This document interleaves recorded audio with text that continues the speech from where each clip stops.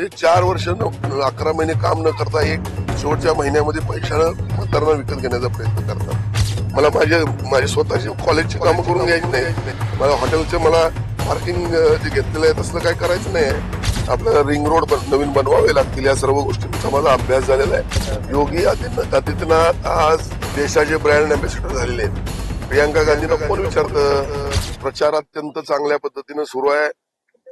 समुद्र जसा खवळतो तसा मतदारांचा जनसागर खवळलाय.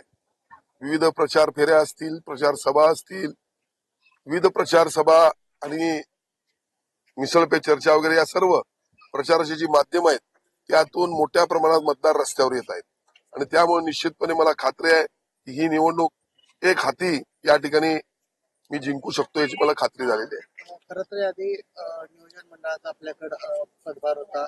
या माध्यमातून तुम्ही अनेक विकास कामं केला आहात. मात्र आता मतदारसंघाचा ठोस विकास करण्यासाठी काय करणार आहात? एक लक्षात घ्या, यापूर्वीच मी फ्लड कंट्रोल प्रोजेक्ट 3200 कोटी रुपयाचा मंजूर करून घेतलेला आहे. 277 कोटीचं कन्व्हेन्शन सेंटर मंजूर करून घेतलेलं आहे. 100 कोटीचे रस्ते मंजूर झालेले आहेत.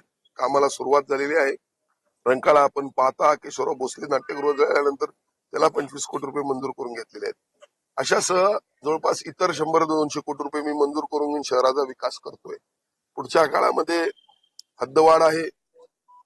त्याचबरोबर तुम्हाला सांगतो खंडपीठाचा विषय आहे. आई अंबाबाई तीर्थक्षेत्र विकास आहे. पंचगंगा प्रदूषणाचा विषय आहे.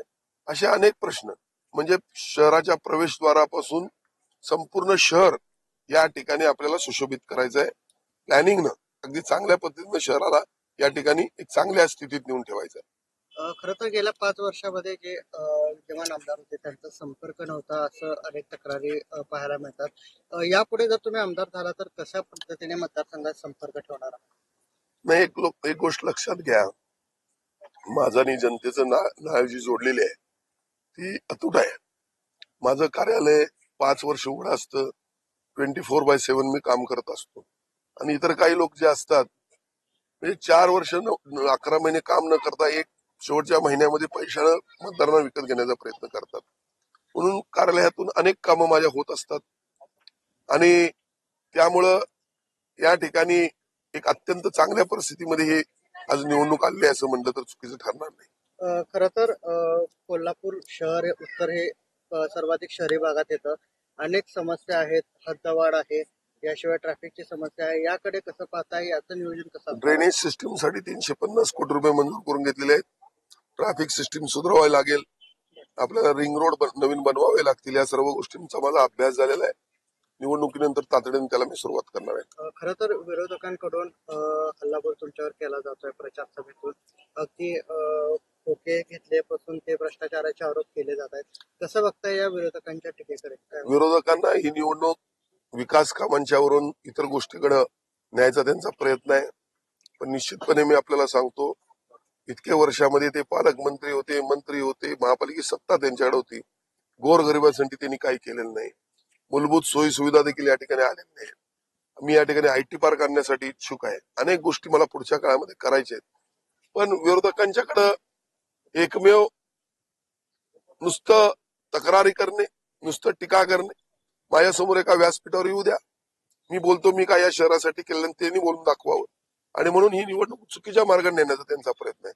मी मात्र या ठिकाणी विकासावर बोलतोय. महापालिकेत तुम्ही प्रेशर टाकण्याचं काम करताय आणि हे प्रेशर काढण्यासाठी प्रेशर कुकरला मतदान करा असं सतेज पाटलांनी आवाहन केलं.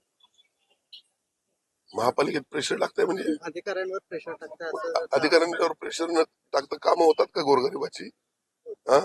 मला माझी स्वतःची कॉलेजची कामं करून घ्यायची नाहीत. मला हॉटेलचे पार्किंग जे घेतलेलं आहे तसलं काय करायचं नाही. मला माझं हॉस्पिटल मोठं करायचं नाही. माझ्या जनतेसाठी मला कामं करायचे.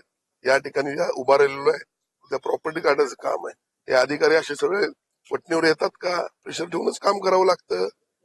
उगीच काही बोललं म्हणजे स्वतःचं जे फेल्युअर आहे ते जातं असं नाही आहे. आज प्रियंका गांधी येत आहेत, त्यांची सभा होतीये. कसं बघतं त्यांच्या सभेकडे? उद्या योगी आदित्यनाथ आहेत तुमच्यासाठी प्रचार. योगी आदित्यनाथ आज देशाचे ब्रँड अँबॅसिडर झालेले आहेत. प्रियांका गांधींना कोण विचारतं? कोण विचारत नाही. त्या मागच्या सभेचं काय एवढं महत्व कुणाला नाही. विजयाची कितपत खात्री आहे? कशा पद्धतीने विजय साजरा असेल? लोकांनी ठरवलेलं आहे मला निवडून द्यायचं आहे.